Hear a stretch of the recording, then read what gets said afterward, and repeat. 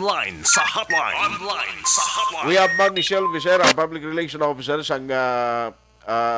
NGCP. Update to si Abi kag party man sa registration. Ma'am Michelle, may aga. Mayong aga, action art. Good morning man sa ating mga listeners. Salamat gid no. Sa Domingo sa 13 siling kudadungan ang Seneco kag Nuseco may mga schedule nga daw mga maintenance work kamo nga pati gayunon. May coming preventive maintenance activities this coming Saturday and Sunday affecting Museco lang, no? Wala kami sa this coming weekend request, no, sa Sineco nga ma-shutdown man. Sinara sila man yung obrahon niya sa ilalang yung distribution line. Okay. Ang sa transmission line, ang obrahon na yung mga preventive maintenance na mag-apekto lang siya sa Museco nga franchise area. So, sa February 12, Ma'am Michelle. Yes, sir. Yes, sir. Dahil lang gina do ba si E+ Starving nga daw intermittent ang signal ya. Sige ma'am, i-check i-testing liwat ma'am.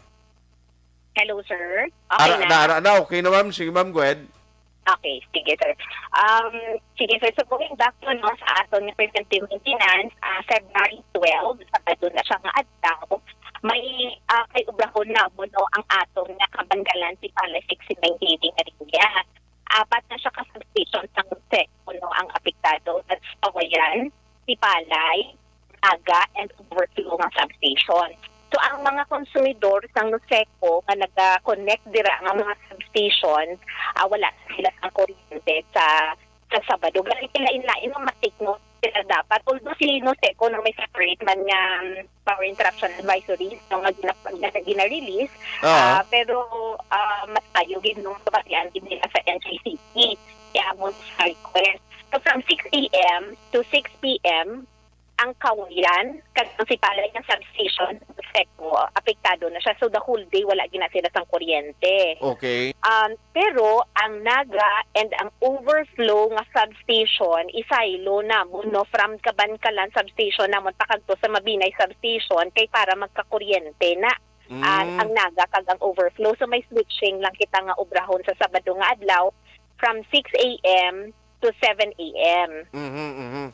So, for the whole duration ng aton preventive maintenance along Kabankalan, Sipalay, 69 kV line, bali ang Naga kag ang overflow substation, i-connect na siya namon sa Mabinay substation namon. Okay. Oo. So, ang wala lang sila sang kuryente, isa lang ka oras sa aga, 6 a.m. to 6 a.m. to 7 a.m. Sabado na yan. Yes, Sabado na siya nga adlaw, sir. Okay. Oo. Pero, ang Kawayan, kag ang Sipalay, yung substations, no, ang duwa na ka-substation, from alas 6 ang aga hasta alas 6 ang gabi, wala gid sila sang kuryente. Aha, I see.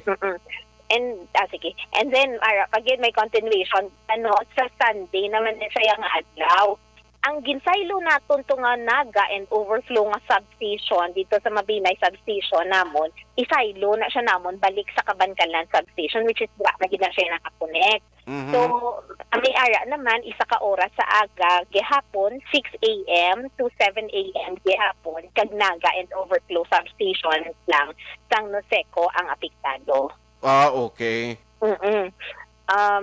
So, bali, that's for the dito nga parte, no? May ara, pagid kami nga another request, Sunday, hapon nga adlaw, 6 a.m. to 6 p.m., apektado ya ang Binalbagan and La Castellana nga substation sang Nuseco, kay tungod nga may obrahon kami sa Kabankalan substation naman yan namon. Okay. So amo lang na siya subong ang amon nga request sa Nuseco, no, Action Art. So ang 6 a.m. to 6 p.m. on February 13, apektadong malugar amo ning bilog nga La Castellana, Moises Padilla.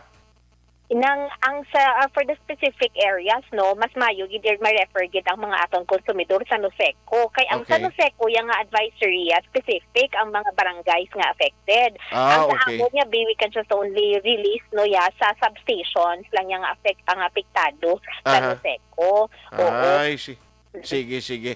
Anyway, Ma'am Michelle, pero ang restoration sa power under sa NGCP all over Negros Occidental daw complete na 100% sa inyo. Yes, sir. Complete na 100% ang transmission lines diri sa Negros Occidental kag didto man sa Negros Oriental. Sige. Ma'am Michelle, halong gid permi. Salamat sa time. Salamat gid sa Tiyempo Action Art kag maayong aga. Action Hotline. Ariyo para